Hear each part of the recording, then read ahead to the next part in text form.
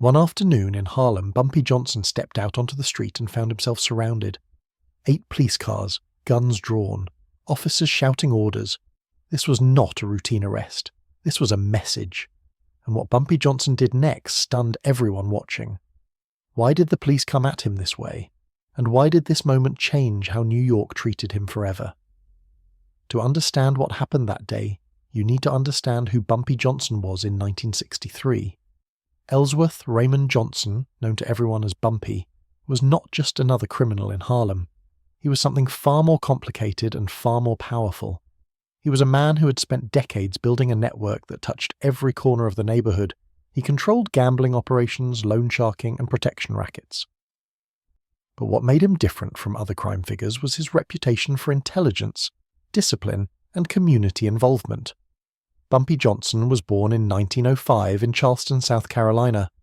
He moved to Harlem as a teenager during the Great Migration, when hundreds of thousands of Black Americans left the South, seeking better lives in northern cities. He grew up in a Harlem that was rapidly changing, where poverty and opportunity existed side by side, where jazz clubs and speakeasies flourished, even as families struggled to pay rent.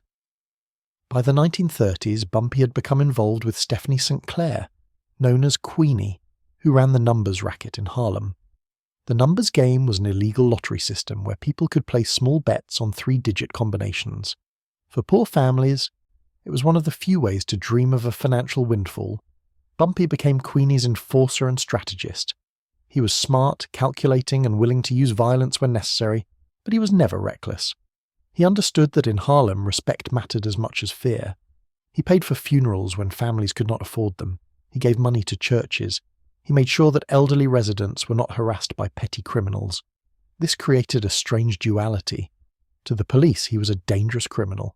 To many Harlem residents, he was a protector, someone who kept the neighborhood stable when the city government offered little help.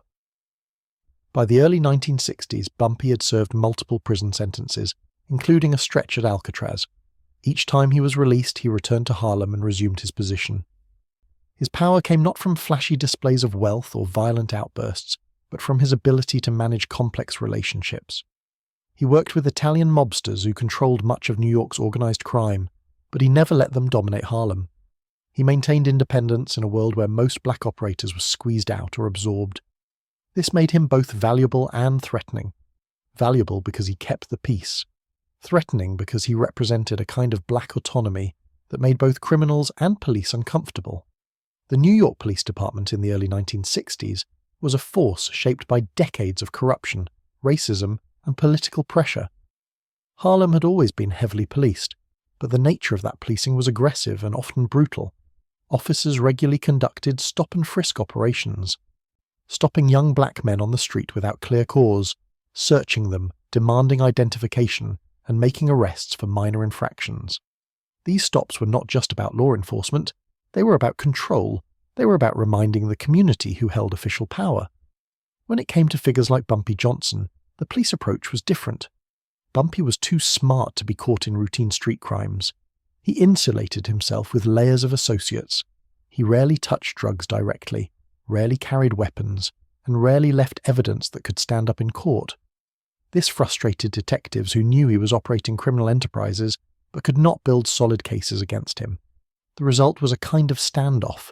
Police could not arrest him easily, but they could harass him. They could pull him over, search his car, question him in public, and make his life difficult. In Harlem, this created a dynamic that residents understood well. Police were not seen as protectors. They were seen as an occupying force. When officers raided apartments, they broke down doors and destroyed property. When they arrested young men, they used excessive force. When they interacted with community leaders, they were dismissive and disrespectful. Bumpy Johnson existed in this environment as someone who pushed back.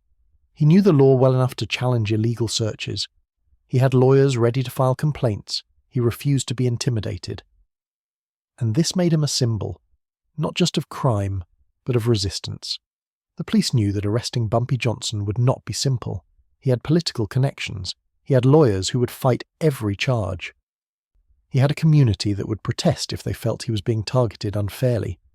But more than that, there was a fear among officers that confronting Bumpy could turn violent. He had a history. He had done time for assault. He had been involved in shootouts. Officers knew that if they moved on him, they had to be prepared for the worst. On the day of the standoff, Bumpy Johnson had been under surveillance for weeks. Detectives from the NYPD's organised crime unit had been tracking his movements, watching who he met with, documenting his routines. They believed he was involved in a major gambling operation that stretched across multiple neighbourhoods.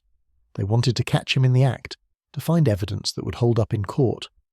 But Bumpy was careful. He varied his routes, he used intermediaries. He rarely spoke about business in places where he could be overheard. That afternoon, Bumpy left an apartment building on West 135th Street. It was a warm day in late spring. The streets were busy with people coming home from work, children playing on stoops, vendors selling food from carts. Bumpy was dressed well, as he always was. A suit, polished shoes, a fedora. He carried himself with the confidence of someone who owned the block, and in many ways, he did. What Bumpy did not know was that police had decided to make a move. They were not planning to arrest him that day. They did not have a warrant. What they wanted was to send a message. They wanted to remind him that they were watching. They wanted to show the neighbourhood that even Bumpy Johnson could be surrounded and humiliated. It was a tactic that had been used before against other black leaders and activists. Overwhelm them with force, make them look vulnerable, reassert control. As Bumpy walked toward his car, a black Cadillac parked at the curb, he heard the sirens. Within seconds, police cars came from multiple directions. They blocked both ends of the street. Officers jumped out with guns drawn. Some crouched behind car doors. Others stood in formation. There were 8 cars in total, maybe 20 officers. It was an overwhelming show of force for one man who had not committed any visible crime.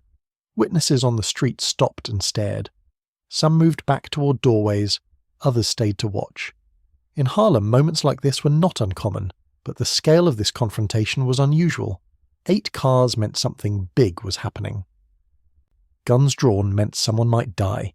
People knew who Bumpy was. They knew his history. They knew this could go very wrong very quickly. The officers shouted commands. Get on the ground. Put your hands up. Do not move. The commands were loud and contradictory, designed to create confusion and fear. Bumpy Johnson stood still. He did not drop. He did not run. He did not reach for anything. He simply stood there, his hands visible, his expression calm. This was the moment that would define everything that followed. One of the senior officers, a lieutenant, stepped forward. He had his gun out but not aimed directly at Bumpy. He was the one in charge, the one who would make the call about what happened next. He told Bumpy to put his hands on the car and spread his legs. Bumpy looked at him for a long moment, then he spoke. He asked if he was under arrest. The lieutenant hesitated. No warrant had been issued. No crime had been observed. This was a show of force, not a legal arrest. Bumpy knew this. He asked again, calmly, if he was being charged with anything. The lieutenant said they wanted to search him. Bumpy asked if they had probable cause.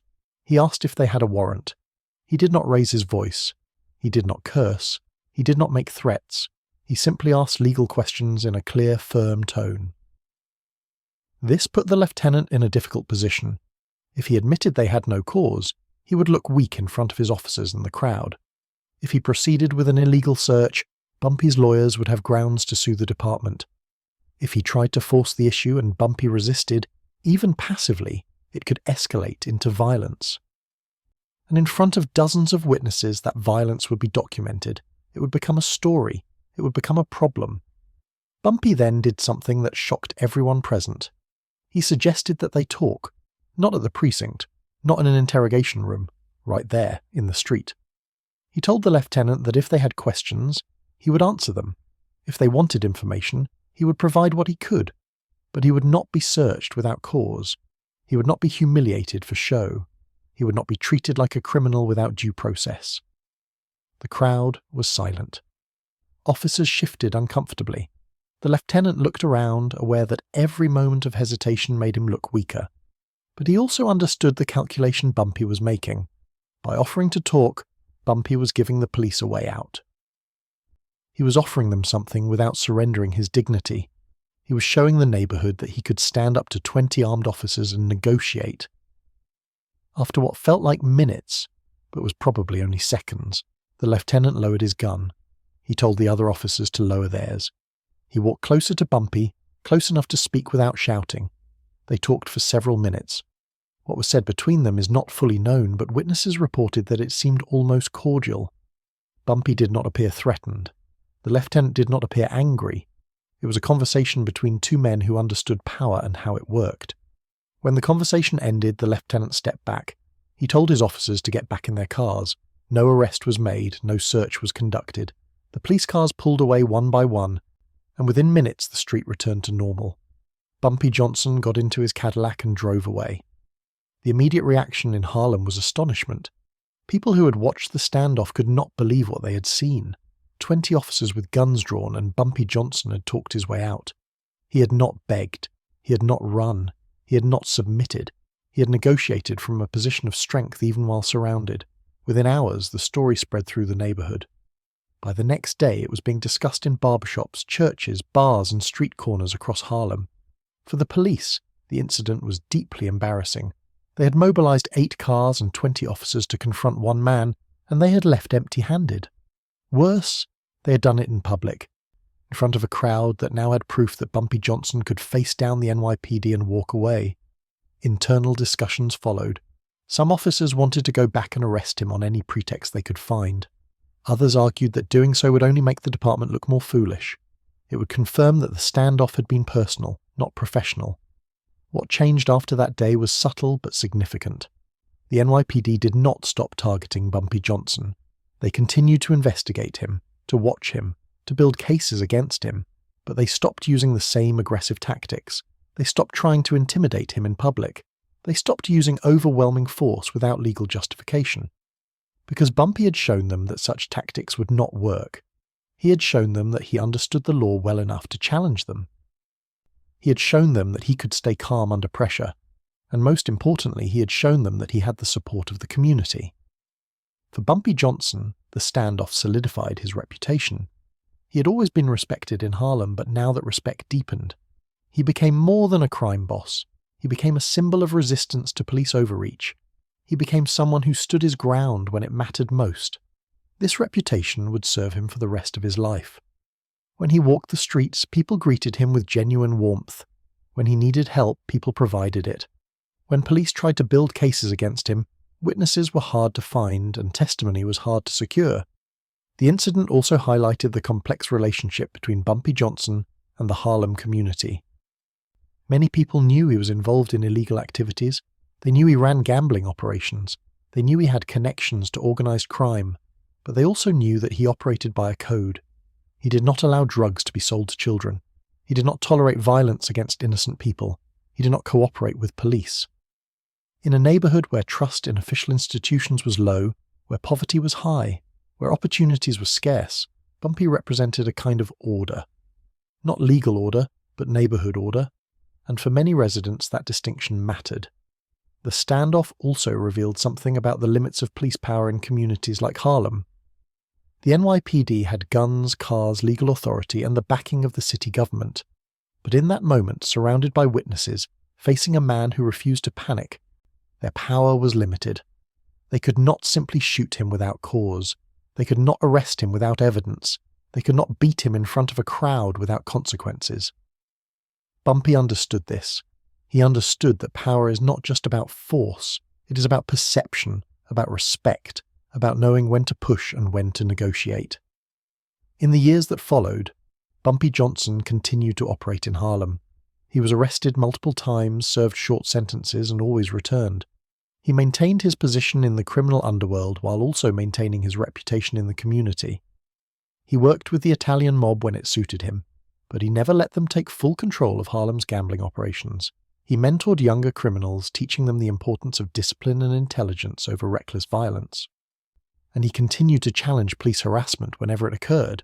The standoff became part of Harlem folklore.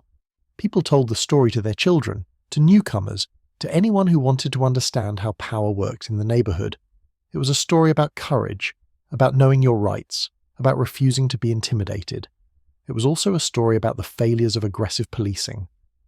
The NYPD had hoped to weaken Bumpy by surrounding him with overwhelming force. Instead, They had strengthened him. They had given him a moment to demonstrate his fearlessness in front of the entire community. Some historians and journalists have questioned whether the story has been exaggerated over time. Oral histories from Harlem residents confirm that a major confrontation between Bumpy and the police did occur, though exact details vary. What is consistent across accounts is that Bumpy Johnson refused to submit during a police confrontation, that he used legal knowledge and calm negotiation rather than violence, and that the incident ended without arrest. Whether it was exactly 8 cars or whether every detail matches the legend is less important than what the story represented. It represented a moment when a black man in Harlem stood up to police power and won on his own terms. The incident also needs to be understood in the broader context of the civil rights movement. In 1963, protests were happening across the South. Martin Luther King Jr. was leading marches. Activists were being arrested, beaten, and killed for demanding equal rights. In Harlem, the struggle looked different. It was less organized, less public, but no less real. Every day, black residents faced police harassment, discrimination, and violence. Every day, they had to navigate a system designed to keep them powerless.